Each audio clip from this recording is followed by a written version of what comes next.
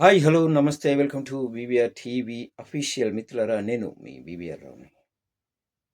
Land titling act ఎన్నికలకు ముందు అంటే 1.5 సంవత్సరం క్రితం ఏపీకి ఎన్నికలు వచ్చినప్పుడు ఎన్నికల ప్రచారంలో ల్యాండ్ టైటిలింగ్ యాక్ట్ మీద ఎంత దుమారం రేపారు, ఎంత దుష్ప్రచారం చేశారు మీరు ఒకసారి గుర్తుందా?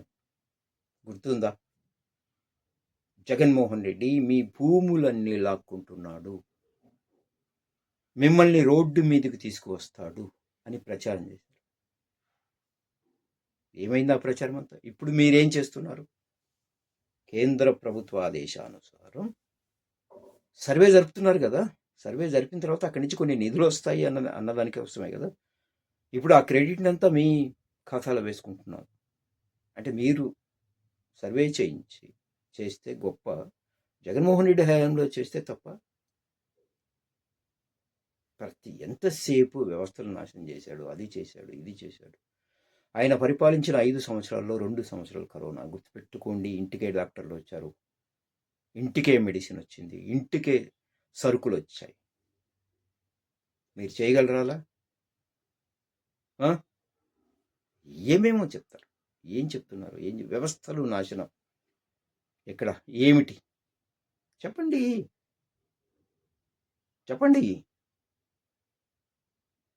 నేను ఇంతకుముందు ఒక వీడియోలో కూడా చెప్పాను, జగన్మోహన్ రెడ్డి తప్పు చేసి ఉంటే కేసు పెట్టండి, అరెస్ట్ చేయండి, లోపల వేయండి, నిరూపించండి. ఏ వ్యవస్థ నాశనమైందో నిరూపించండి.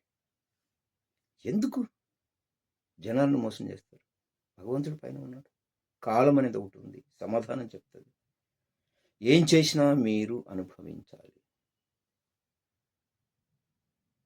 నేను చేసే ప్రతి వీడియోకు ఒక లింక్ ఉంటుంది. ముందు తిరుమల లడ్డు, ఎన్ని ఎన్ని ఎన్ని ఎన్ని ఎన్ని అబద్ధాలు. ఇప్పుడు దావోస్ కొత్తగా.